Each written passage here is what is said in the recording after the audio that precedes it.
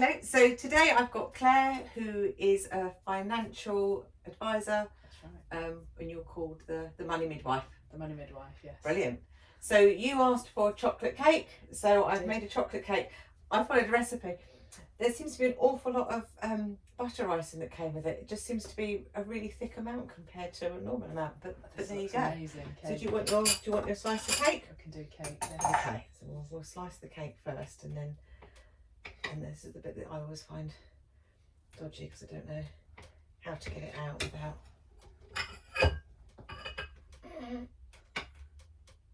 making a mess everywhere. I'll just use your finger. No. Use a bit. Want some help? There you go. Look at that. Oh, blimey. It's a humongous Oh. piece. There you go. And a bit on the. Is that Thank you fallen? very much. That's fallen. Yeah, that's okay. Okay.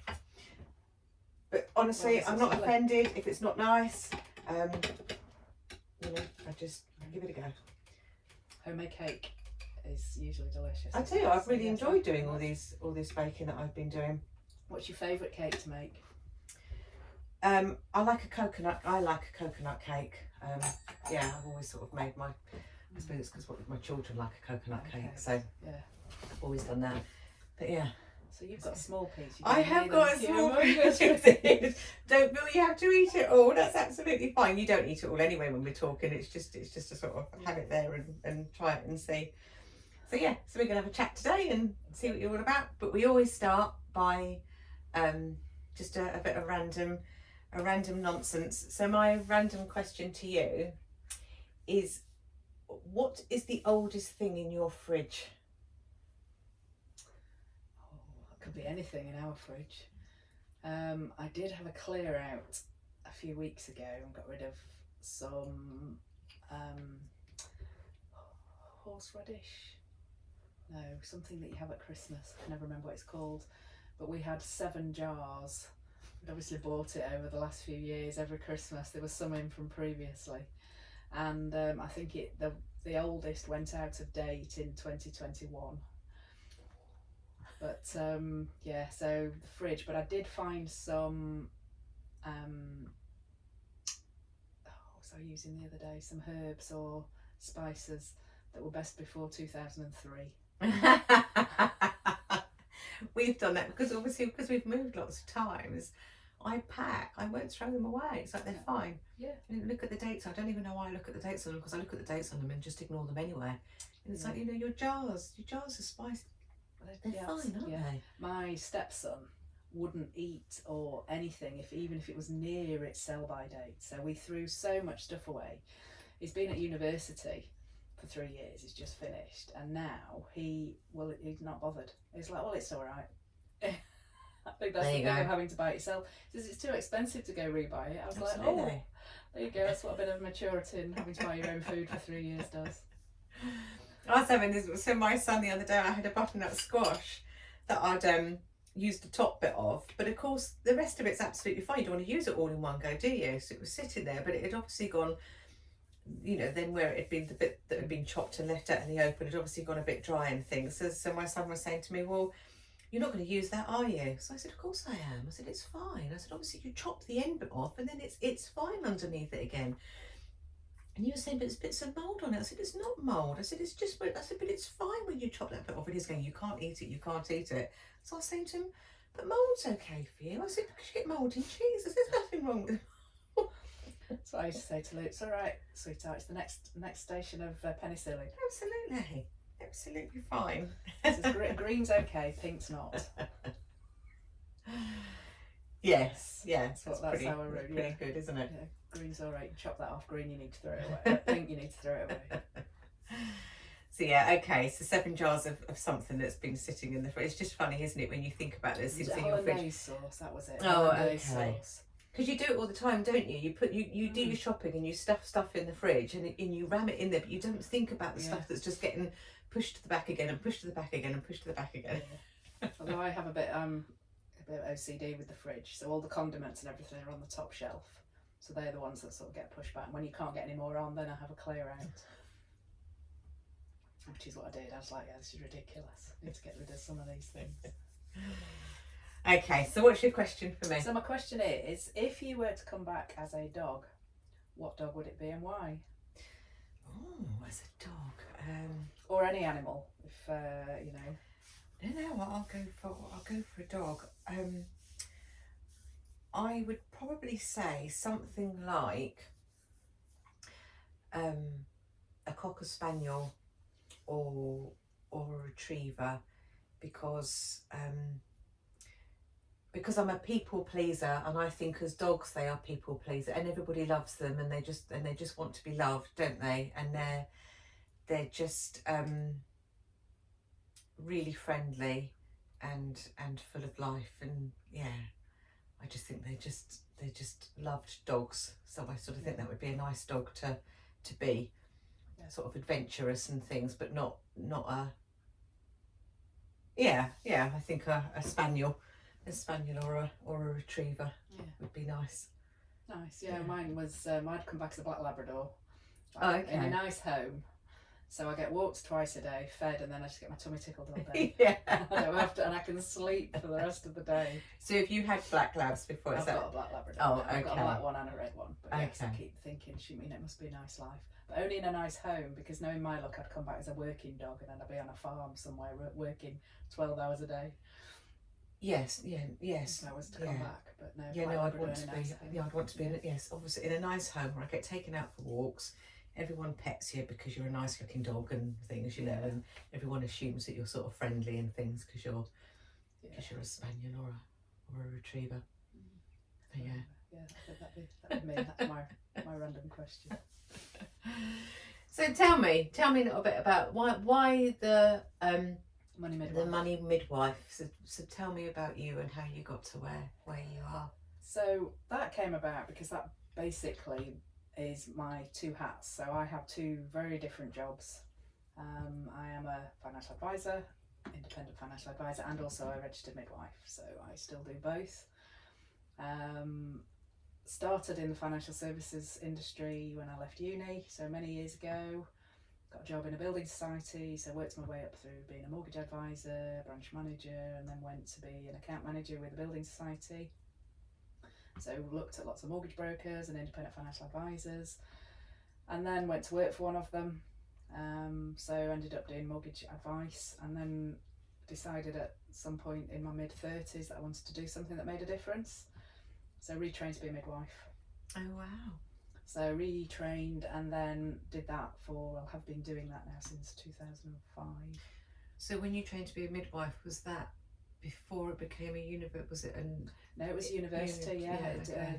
Diploma. Mine is a diploma rather than the degree, but still a high level diploma. Never converted it into a degree on the basis that I already had 2 degrees, so there was no point in getting a third one at that point. So, and I had to do a whole dissertation, and at the time I'd got my son was 2, 3, and I thought, I don't want to write a dissertation with a 3-year-old running around. No. So didn't convert it to a degree. But okay, so that's really interesting, because obviously I know you through the networking, but I'd always assumed that you were midwife to begin with and then went off and trained to be financial, but you started financial. So I started in financial services, but then while I was doing my training as a midwife, because I still had a mortgage to pay, I was in my 30s, and I worked for an estate agent to pay the mortgage, and I also did admin for mortgage advisors and financial advisors. So I wasn't wasn't registered, authorised to actually do any business, but I could do the admin behind the scenes, and that carried on when my son was little, because there was just me and him. So it was more flexible to work in financial services than it was 12-hour shift at the hospital. So I did my 2 12-hour shifts, and then when he started school, I went back to do mortgage advice and mortgage admin again. And then, having spent 20 years in the NHS and COVID and working full time, I was promoted to band 7, so ward manager. And then they decided that they didn't need me to do that job anymore, so said thank you very much, but we don't need you anymore, and wouldn't give me band 7.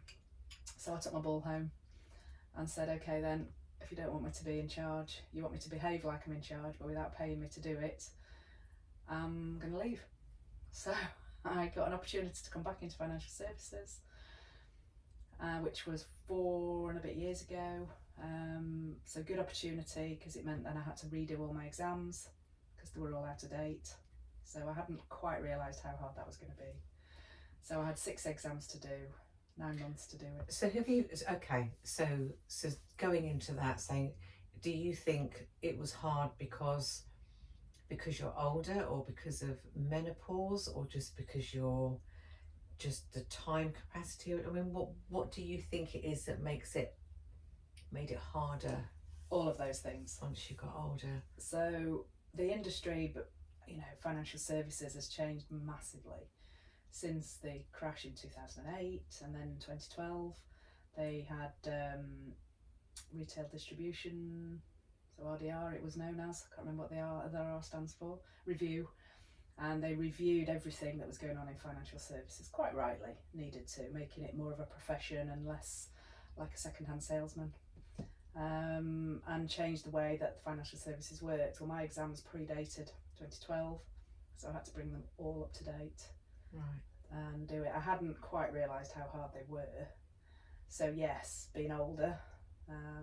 So yeah, just turned 50 when I started them, and yeah, menopause and time pressures, and by then you've got my son and my now husband, so other life things take up time to do the exams. But yeah, I did 6 exams in 9 months, passed them all. So yeah, got a diploma in financial services practice, which minimum you need to actually give any advice. And my mortgage exam that I'd done in many years ago, still valid, fortunately, so I didn't have to retake that. So fully qualified, requalified financial advisor and mortgage advisor. So then you said you had an opportunity. So was that then going and working for someone? Yeah, so I worked for another company, and they took me on as a associate advisor, so like on their trainee course, which was good because they basically paid me to do my exams and learn the whole system. I sort of came in on a slightly different contract to anybody else. I'm not quite sure why, but I was a mortgage advisor, so they were expecting me to generate mortgage business as well as do the exams, so slightly different than a lot of the other associate advisors, but worked for me because basically it meant I could build my business up whilst training. And then yeah, like I said, 9 months in, and then fully qualified independent financial advisor. So yeah, I was employed, good company, but didn't want to work the way they wanted me to work anymore. Wanted more freedom, more flexibility, wanted to see the clients I wanted to see rather than the ones that they gave me, and so decided that it was time to go self-employed, something I should have done years ago. So how did you find all that, the thing of just making that decision to go self-employed? Because obviously you've then worked all of your life in a salaried position and a well salaried position, to then say, oh, yeah, I'm gonna do this on my own. I think the decision to go self-employed wasn't that difficult, because I thought I've seen lots of other people do it, I've helped other people do it, set up 2 ex-husbands in their own business previously, so I thought, well, it's my turn. And also this time round I had also another income, so I could work random shifts as a midwife to pay all the bills till I could start up until I had a regular income coming in. So from a financial independence point of view, I still had another income until I built up a client bank to be self-employed. So do you still work as a midwife now? Yeah, so I still work 1 shift a month as a midwife. Okay. The Jessup Wing in Sheffield. So I do probably not as often as 1 shift a month. I need to work 1 shift a month to keep my registration. So 450 hours over 3 years. So I make sure I do those hours over the 3 years. Sometimes I do a run of shifts. I work up, every shift a week for a few months just to get up my hours. So you're always in the hospital. You don't go into always the community in the hospital, sort of doing. Always in the hospital to do that, which is nice, because then I have worked as a community midwife, but it wasn't for me. It just didn't suit me at all. It wasn't my bag. I like being in the hospital, And as mad as it is in the hospital for 12 hours and you don't often get a break, and you might be there 14 to get everything finished, at least when you've done, you don't have to take it home with you. I didn't like the on-call at the community where you get called out at anywhere and anybody. Yes, and you don't know. You don't know who they're don't going to know get where called you're out, going. where you're going to Yeah, go at or 2, what the 3 o'clock in the situation's morning. going to be when you get there. As you say, there's a lot of other variables, isn't there, in that kind of mix that can potentially be difficult to manage, or things depending on. Oh, okay. So I suppose you had that fortunate thing then, didn't you, of having a something that you could still do to bring an income, an ability to earn money, because financial independence is really important, and that's one of the things that I'm passionate about, which is one of the reasons for going back into financial services, is to having seen people as midwives and the staff in the hospital not being financially independent and having an option to actually help them become financially independent. And that's one of the really big things. And in my life, I've been through 2 divorces and lived on my own for 10 years and brought a son up on my own, but I've always had a job. I've always been able to earn enough money so that I've been able to live, not relied on anybody else for any income. Been able to bring my son up, take him on holiday, pay the bills, the rent or the mortgage, whichever it was at the time. And that's really important. And I see people now that come through and they're stuck in a relationship, or they're stuck in a house, or they're stuck places because they're not financially independent. And that's not just women, that's men as well in the situation. Obviously, as a woman, I'm advocating for women to be financially independent. So what would be what do you class as being financially independent? What classes being financially independent? Somebody who doesn't have to worry about somebody else paying their bills. Now that's not necessarily, it's the worry part. So if you're in a relationship and you're married, I've got a very good friend who works part-time. Her husband's an accountant. He earns good money, and she's had health issues over her life. She's brought the kids up. She's always worked, but as financial independence, she couldn't go and buy a house on her own. But she's okay with that, because her and her husband are a unit, and they will always be a unit. They've been together for many, many years, and they've survived her health issues and 2 children and lots of things together.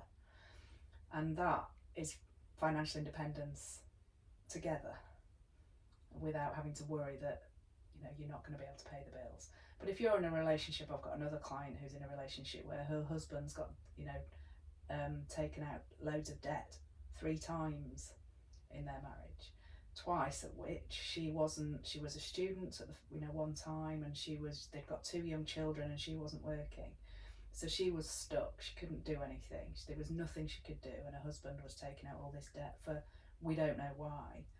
The 3rd time he did it, she came to see me in tears, and because she was then a fully qualified midwife and she got her own income, I said to her, look, let's just do the mortgage in your own name, and then you don't need his income. And she burst into tears, because for the first time in her life she actually realised that she could pay the bills without the fear of him taking the money and spending it on something else. So that, you've got 2 different situations, one which is perfectly stable and she's happy and they're okay, but then in a situation where she was just like, this is the 3rd time we've done this and I need to be able to pay the bills myself. And that just gave her absolute peace of mind and relaxation that he wasn't going to do it, because we could get the house just in her name, so he wasn't going to risk them losing the house and the home for her and the kids. So for you, that must be really nice when Absolutely. you can do that, see those sorts of situations, and you can find a way out for people, or a scenario that makes things better. Or even, some people call it the running away fund, even to get help people build an emergency fund for some financial resilience. It's funny. So my sort of one of my oldest friends, she grew up in South Africa, and her parents divorced when she was about 11 years old, and so when she got married, she obviously stopped work when she had the children. But she stopped work when she had the children, and but she'd always said that she had her own little fund, her own little money, and then she did some work when the children were little because she had to keep putting into this fund. And I sort of said to her, but why? Why have you got this? Because you've got a husband who earns a bucket load of money, a really, really good job, really, really high earning sort of person. Obviously, absolutely adores her. You know, they're a real family Yeah. unit, really, really lovely unit. And it's like, you know, you must feel secure in the world that you're in. And she said, but you never know, do you? She said, so I just want my, yeah. And she had this, Absolutely. she had this sort of, this sort of fundamental. They are still married, and they've, you know, they've been married for say 30 odd years, and all is well. But it was just that thing that obviously because of what she'd seen happen to her parents, and obviously then seeing her mum, because then they came back to the UK. I said they come from South Africa, and obviously it must have been a very traumatic time and things that went on in that time that had obviously always stayed with her. Yeah. That she needed to have her own sort of pot of money for that. Absolutely. That You know, for need that be. reason, and also as well as anybody in a relationship, you don't want to have to ask the other person, "Oh, can I have a bit of money because I want to go and have my hair done?" Or "I want to buy you a present. Can I have some money?" You know, you don't want to do that. You want to have that independence to say, "Actually, I want to go for a coffee, and I don't want to have to ask you for the money." And I know money goes into a joint account, and it's joint, and that's fine. But some people just like the idea of having just a little bit that's just theirs. That they've earned, that they're not having to justify to anybody else how they spend it. And so that's, you know, I've helped people from, you know, at the one end of the scale become financially independent, and at the other end of the scale to actually start with a bit of financial resilience, because a lot of people don't have it. So if your boiler breaks, for instance, you know, it's best part of £1,500. Well, a lot of people don't have that. But if you can start with, well, I've got, you know, a couple of months' money in an account, then that just gives you a bit more resilience. So if the car breaks down, or you need a new washing machine, or, you know, something happens, you're having a really bad day and you think, do you know what, I just need to go out for tea tonight, I just can't face cooking. Those little bits that you've got something there, that you're not spending all your money on it. Because most people can live for 19 days beyond their last salary before they run out of money. I know, yeah. I mean, I've sort of heard this, and again, I think for Ray and I, we spent a lot. You know, when our children were younger, you know, we struggled financially. We've struggled until the last few years. We've always sort of struggled really financially, yeah, and sort of had debts and things, and yeah, just had no backup, no support, nothing. You know, we started with 100% mortgage way back when. Our first mortgage was only like £22,000 for our flat in Edinburgh, but at that time it was 100% mortgage, and it's still, so we didn't ever have anything, but, and then we just never had the chance to save. No. If you don't ever get that chance to get that bit, and then you just fall into life, don't you, of having children and the boiler breaks and the car breaks, you're constantly on your back foot. So you spend years in that, you can't ever get ahead of the game. You always find yourself on the back foot trying to play catch up, but while you're trying to play catch up, something else is happening that takes a bit more money and things, so you're constantly, so I understand completely that sort of thing of struggling. So now obviously, as I say, taking redundancy and having this bit of money, so anybody else in the normal world would say, well, obviously you'd keep, when we have managed to save now a little bit, but not a lot, but a little bit, but that you'd keep all that money and make sure you never got in that state again. But equally, we've got a little bit saved, and life's too short, isn't it? So we're at a different end of the game now. The thing is, people have a different, I call it their comfort blanket. A very good friend of mine uses that too. And you know, I've got people at different ends of the scale. I've got some people that are quite happy as long as they're not hitting their overdraft limit. Okay, they're fine, I've got a bit of limit there, not a problem. But on the other end of the scale, I've got people that need 100,000 in the bank. Yes. So where you are on that comfort blanket is where I help you get to. You know, it's not I don't say, oh, this is what you need. You know, that the general consensus from the Financial Conduct Authority, you know, that we're expected to sort of recommend is 6 months' money in the account. Well, nobody can save 6 months' money when you're working and got kids and mortgages and all those sorts of things, unless you're really fortunate. But if you've got a month's money, you know, you've got a month, or you've got enough to cover a boiler. You know, I always had a £1,500 in an account that I couldn't get at. Okay. I can't remember where it came from, but I think I maybe have saved it up for a bit and left it there. But that was my emergency fund. Even as a single mom, didn't have anything else. But then you look at what you're going to spend, and usually your budget that's flexible is your food budget. I know the cost of living's gone up and the cost of food's gone up through the roof, but if you buy something a bit cheaper this week, so you've got £10 spare, you put that in an account, and if you do that for a few weeks, it doesn't take you long to get £100 in an account that's there, and then you start with £100, you think, well, okay, I've done that now, I haven't noticed that little spare budget. Or instead of having a takeaway tonight, I'll cook something and we'll put the spare money in an account. And I know, you need the takeaways to make life okay, and I'm not suggesting that you don't have any fun or do anything like that, because, like I said, life's too short. But certainly when you're younger, you probably won't miss £10 a week. No, I remember when we sort of first started feeling that we were sort of raising ourselves above the water a little bit.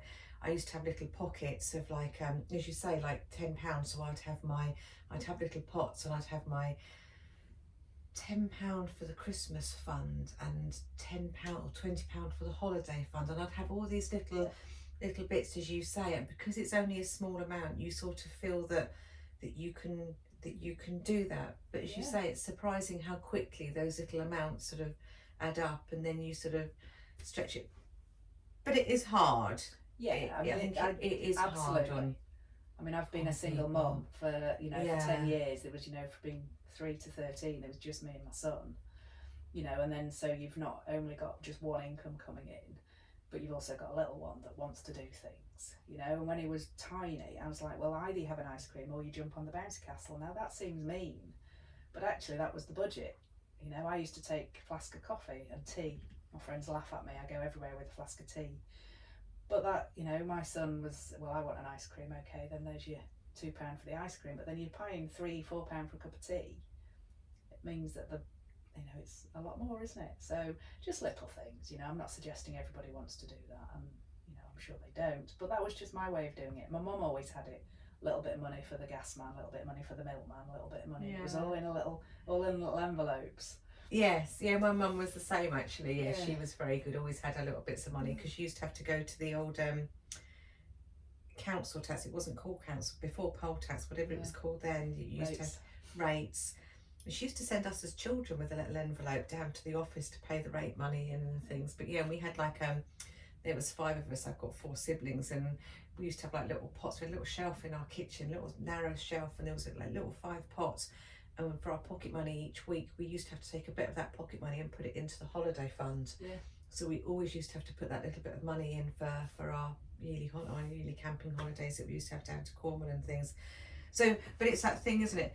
How you're brought up doesn't necessarily always then dictate how you are with money as an adult, because there's 5 of us. So say I've got 4 siblings, and I think we're all very different with money. Some of us are sensible, some of us are very not.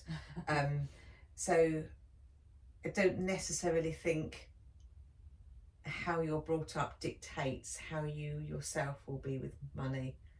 No, because it also depends on who you meet and what happens in your lifetime, and where you are, doesn't it? It's not, life's not plain sailing. It's this, isn't it? It goes round and up and down. That's it. And I guess as a financial advisor, it's my job to help you navigate that. It's not my job to be boring and say, oh, you can't do that because you need to save it for tomorrow. It's like, live for today, but save a little bit for tomorrow just in case. And that's always been my motto. It's funny, that thing you're saying about some people's comfort blanket. That's a nice sort of phrase, isn't it? Some people's comfort blanket is not using the overdraft. Some people's comfort is having £100,000, because I could never get my head around. And again, I've sort of worked with some people who, through this whole redundancy thing that we've just been through, where they're going to get a huge amount redundant. They haven't got more, and I know they've got savings, and then they're going to get their pension, but they're not leaving because it's not enough money. And I sit there thinking, I can't get my head around it. In my world, it doesn't equate to me. It's like, well, why do you need all that money? What are you going to do? Why for a rainy day? What rainy day? You're now 60 years old. You've got, what rainy day is going to happen? And it's just, as you say, each to their own things. It's just my head just can't quite compute that needing. I mean, I'd love to have lots of money. Don't get me wrong. I'd love to have £150,000 in your bank account. Lovely. But I don't understand this this feeling that some people have that they need to have this big, as I say, you know. But as I say, I suppose it's just what you get used to, isn't it? And things. And everybody's sitting there thinking, oh my goodness, how can you think of travelling when you've only got that much money behind you, kind of thing. So we're all very different, Absolutely, aren't we? and it's not right or wrong to do either No. or. But it goes back to that question: how much is enough? Yeah. You know, and then again, from a financial advisor point of view, I sit down and we, you know, that's my job. How much is enough? Yeah. How much do you need to save? How much have you got now? What do you want to do when you retire? What do you want to do with your life? So that is my job. And then, but we start with the practicalities. Well, how much do you have to pay out every month? So what's your gas bill? What's your electricity bill? What's your mobile phone bill?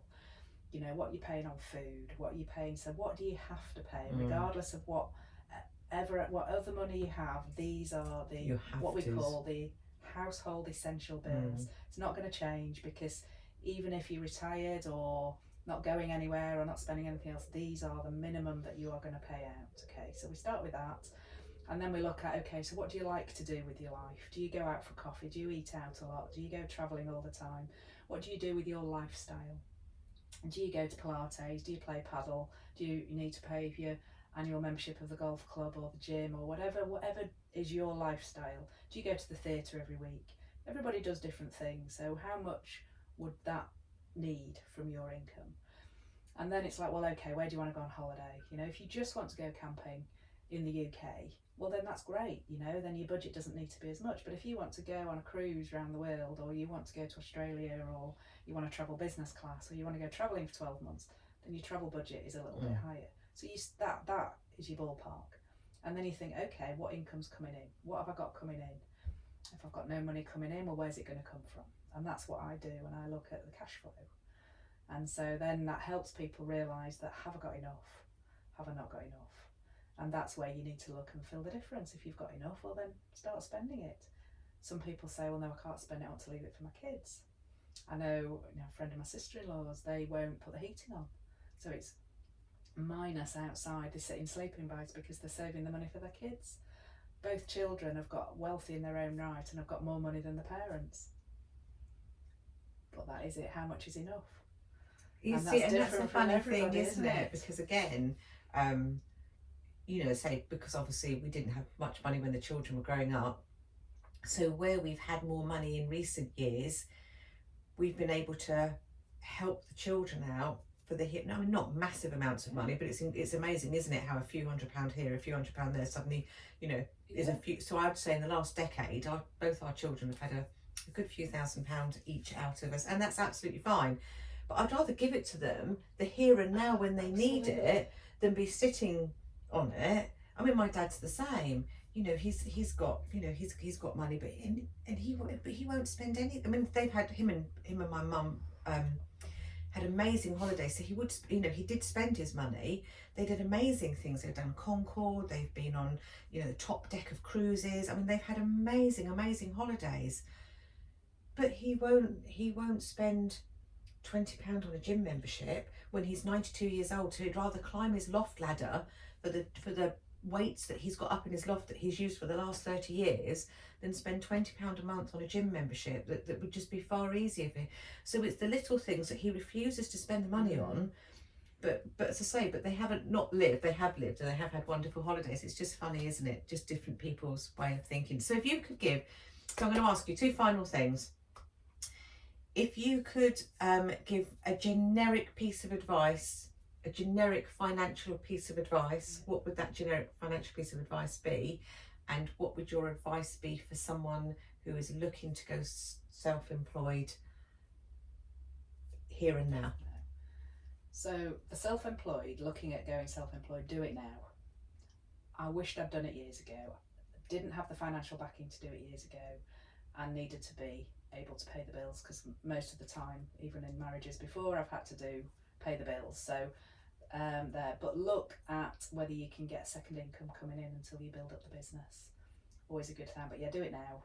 Get your business plan sorted so you know who your clients are going to be, what your target market's going to be, and then just go for it sooner rather than later. Wished I'd done this. I could have been retiring now if I'd done this 30 years ago, but anyway, I wouldn't have had the fun of working for the NHS had I done this 30 years ago. So And I love being a midwife, so Yeah. it's good. I love Yeah. both jobs. I'm lucky I've got 2 jobs, so that's great. And just general finance things. Look at what you're spending. Look at what's going out on your bank statements, and look at where the money goes, because it's so easy to just go spend it. Oh, I'll just do that, and I'll just do that, and just do that. And by the end of the month, you think, well, where's it all gone?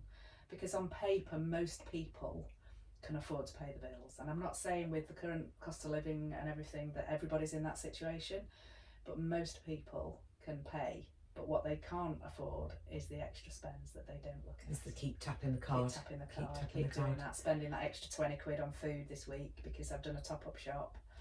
Those things. Keep an eye on the extra spending, because that will, if you stop the extra spending, you will be better. That's a brilliant bit of advice, and I have to say, as someone that's now not working and getting their redundancy, and because I want to keep as much of it as possible, and trying to like be budgeting now, I used to do the thing where I used to monitor what was coming out each week, and I sort of stopped doing it. But actually, it was a really good thing to do, to actually really be mindful of what was being spent each week on what, as you say, the little topper, the little popping up to the road to buy a bottle of wine. Yeah. Just those little things, and it's incredible actually just how much money is pretty much wasted. It is, a lot of it is sort of wasted, isn't it? Just so you pop. So yeah, actually, that's a really good bit of advice for me to take on board, and I will do that. So thank you very much for doing that. Thank you. I like that. And the cake's delicious.